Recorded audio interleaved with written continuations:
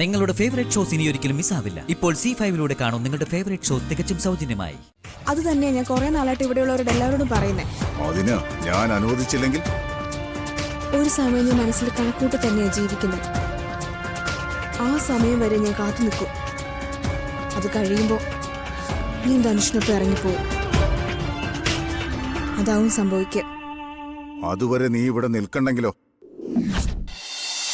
പല ആവർത്തി ഞാൻ പറഞ്ഞതും നിങ്ങളൊക്കെ കേട്ട് തഴമ്പച്ചതുമായ കാര്യം ഞാൻ ഒന്നുകൂടെ പറയാം. ധനുഷ് അല്ലാതെ സ്നേഹയുടെ ജീവിതത്തിൽ മറ്റൊരു പുരുഷനില്ല. വരുന്നവരുടെ മുമ്പിൽ ഒരുങ്ങിക്കെട്ടി നിൽക്കാനും നടക്കാത്ത വിവാഹത്തിന് വേണ്ടി സമയം കളയാനും ഞാൻ ആഗ്രഹിക്കുന്നില്ല. അതിനി എത്ര കൊമ്പത്തെ ആളായാലും ശരി, ആരുടെ കൂട്ടുകാരന്റെ അനിയനായാലും ചേട്ടനായാലും ശരി.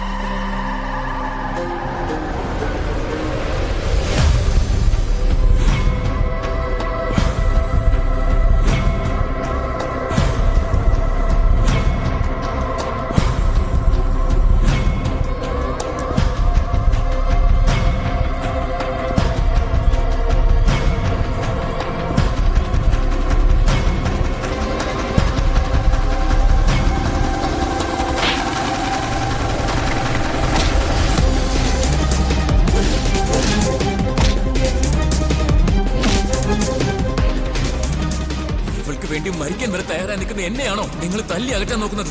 ഞങ്ങൾക്ക് ഞങ്ങളുടെ സ്നേഹത്തിന് വേണ്ടി എത്ര അനുഭവിക്കാൻ ഞാൻ തയ്യാറാണ്. നിങ്ങൾ നിങ്ങളുടെ സ്വാധീനം വെച്ച് നാളെ എന്നെ കൊന്നാലും എനിക്ക് ഒരു കുഴപ്പമില്ല.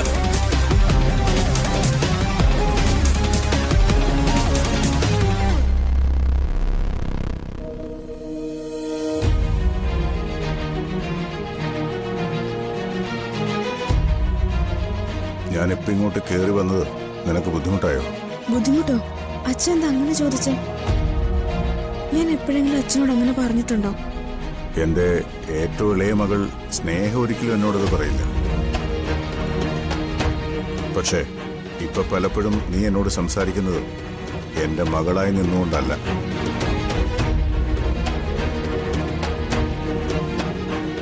എനിക്കൊരിക്കലും പൊരുത്തപ്പെട്ടു പോകാൻ കഴിയാത്ത ഒരുവന്റെ കാമുകിയായിട്ടാണ്. അപ്പോ നിന്റെ പ്രതികരണം അറിഞ്ഞേ നിന്നോട് സംസാരിക്കാനാവും. അച്ഛൻ പറഞ്ഞത് എനിക്ക് മനസ്സിലായി. ഒരിക്കലും അച്ഛന് പൊരുത്തപ്പെടാൻ പറ്റാത്ത ആ ആള് കാരണമാ ഞാൻ ഈ വീട്ടിലുള്ളത്. ഞാൻ കൂടെ ഇറങ്ങിച്ചെല്ലാന്ന് പറഞ്ഞിട്ടും അവൻ അതിന് സമ്മതിക്കാത്തതും അങ്ങനൊരു നാണക്കേട് അച്ഛനും ഈ കുടുംബത്തിനും ഉണ്ടാവേണ്ടെന്ന് പറഞ്ഞതും അവൻ തന്നെ. ഇപ്പോഴും ധനുഷ് കാത്തിരിപ്പുണ്ട് അച്ഛന്റെ സമ്മതത്തിന് വേണ്ടി. അത് പറയാൻ തന്നെയാ ഞാൻ വന്നത്. എന്റെ സമ്മതത്തിന് അവനോട് കാത്തു നിൽക്കണ്ടെന്ന് പറയാൻ. ഇനി എന്തൊക്കെ പറഞ്ഞാലും എത്ര നാടകം കളിച്ചാലും ശരി, ഇതിന് ഞാൻ സമ്മതിക്കില്ല. അച്ഛാ, ഞാനൊരു കാര്യം പറയാം. ധനുഷിന്റെ കാര്യത്തില് അച്ഛൻ എന്നെ ഉപദേശിക്കാനോ പറഞ്ഞ് മനസ്സ് മാറ്റാനോ ശ്രമിക്കണ്ട. ഞാൻ അതിന് അനുസരണക്കേട് കാണിക്കുകയുള്ളൂ. എന്റെ തീരുമാനം ഞാൻ ഇവിടെ എല്ലാവരോടും പറഞ്ഞിട്ടുള്ളതാ. എന്റെ മുന്നോട്ടുള്ള ജീവിതത്തെ പറ്റിയും എനിക്ക് വ്യക്തമായ ധാരണയുണ്ട്. അങ്ങനെ ഞാൻ മുന്നോട്ട് ജീവിക്കും. അങ്ങനെ നിന്റെ ഇഷ്ടത്തിന് ജീവിക്കാൻ പറ്റില്ലെങ്കിലോ? ഞാൻ പിന്നെ ആരുടെ ഇഷ്ടത്തിന് ജീവിക്കണം? അച്ഛന്റെയോ? അതോ ഏട്ടന്മാരുടെയോ? അതോ അവരുടെ ഭാര്യമാരുടെയോ? എന്റെ ജീവിതത്തിലൊരു തീരുമാനം എടുക്കാൻ എനിക്ക് അവകാശമില്ലെന്നാണ് അച്ഛൻ പറയുന്നത്. നിന്റെ ജീവിതം എങ്ങനെയെന്ന് തീരുമാനിക്കേണ്ടതും ജീവിച്ച് തീർക്കേണ്ടതും നീ തന്നെയാ. പക്ഷേ അത് തെറ്റായ തീരുമാനങ്ങൾ എടുത്തുകൊണ്ടല്ല. അത് തെറ്റായ തീരുമാനമാണെങ്കിൽ അതെടുത്തത് ഞാനല്ല, അച്ഛനും കൂടെ ചേർന്ന. ഞാൻ നിങ്ങളോട് പറഞ്ഞു എനിക്ക് ധനുഷിനെ വിവാഹം കഴിക്കണമെന്ന്? ഇല്ലല്ലോ. എന്നോട് ഇങ്ങോട്ട് ആവശ്യപ്പെട്ടപ്പോഴല്ലേ ഞാൻ അതിന് തയ്യാറായത്. അതെ, തെറ്റ് ഞങ്ങളുടെ ഭാഗത്ത് തന്നെയായിരുന്നു. അത് തിരുത്താൻ തന്നെയാ ഞങ്ങളിപ്പോ ശ്രമിക്കുന്നത്. അങ്ങനെ നിങ്ങൾക്ക് തെറ്റ് പറ്റുമ്പോ ഒറ്റ വാക്കിൽ തിരുത്താൻ എന്നെ കൊണ്ട് പറ്റില്ല. ഇതിന്റെ മനസ്സിന്റെ ഇഷ്ടത്തിന്റെയും ജീവിതത്തിന്റെയും കാര്യമാ. എന്ത് കാര്യമായാലും അത് നടക്കില്ല എന്ന് പറഞ്ഞാൽ നടക്കില്ല, അത്ര തന്നെ.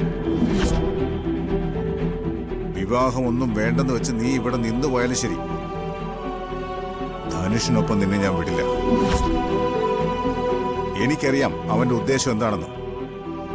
എന്റെ വിവാഹ സമ്മതമല്ല അവന്റെ ആവശ്യം, എന്റെ സ്വത്തുക്കളാ. അതെന്റെ മോൾക്ക് മനസ്സിലായിട്ടില്ലെങ്കിലും എനിക്ക് മനസ്സിലായിട്ടുണ്ട്. അവനോട് പറഞ്ഞേക്ക് ഞാൻ കഷ്ടപ്പെട്ടുണ്ടാക്കിയ സ്വത്തിൽ ഒരു നയാ പൈസ അവന് കിട്ടില്ലെന്ന്. അത് സ്വപ്നം കാണണ്ടെന്ന്. അച്ഛൻ പറയുന്ന ഈ കാര്യങ്ങളൊക്കെ ധനുഷ് ചിന്തിച്ചിട്ട് പോലും ഉണ്ടാവില്ല.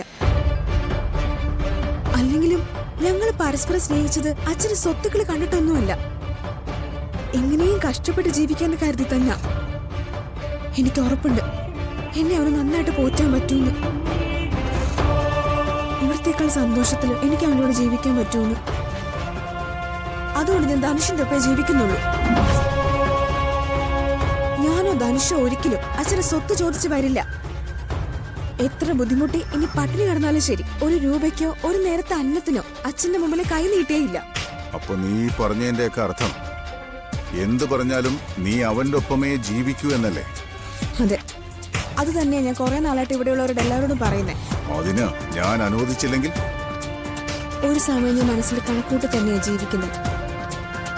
ആ സമയം വരെ ഞാൻ കാത്തു നിൽക്കും. അത് കഴിയുമ്പോ ഞാൻ ധനുഷിനൊപ്പം ഇറങ്ങിപ്പോവും. അതാവും സംഭവിക്കുക.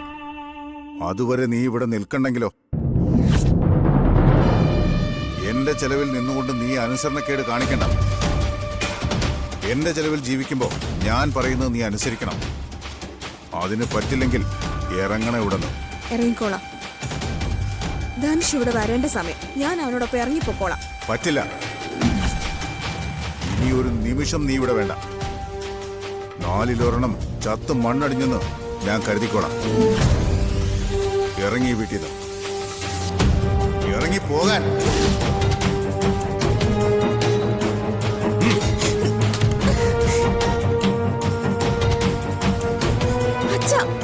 മണി കൊണ്ട് എന്താ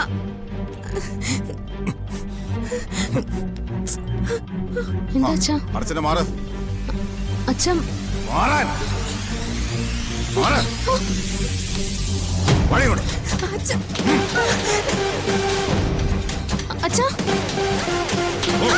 അച്ഛാ അവൻ വന്ന് വിളിച്ചിറക്കിക്കൊണ്ട് പോകും വരെ നീ നിൽക്കണ്ട. വയ്ക്കോ. എന്റെ സമ്പത്തിന്റെ സുരക്ഷയില്ലാതെ വെറും കൈയോടെ ചെല്ലുന്ന നിന്നെ അവൻ ആട്ടി ഇറക്കിയില്ല എങ്കിൽ എന്റെ പേര് സേതുമാധവൻ എന്നല്ല. ഇനി മേലിൽ നിന്നെ എന്റെ കൺമുമ്പിൽ കണ്ടുപോകരുത്. ഞാൻ മരിച്ചു എന്നറിഞ്ഞാൽ പോലും ഈ പടി ചവിട്ടി നീ വരരുത്. ഇറങ്ങിപ്പോടി. പോകാൻ.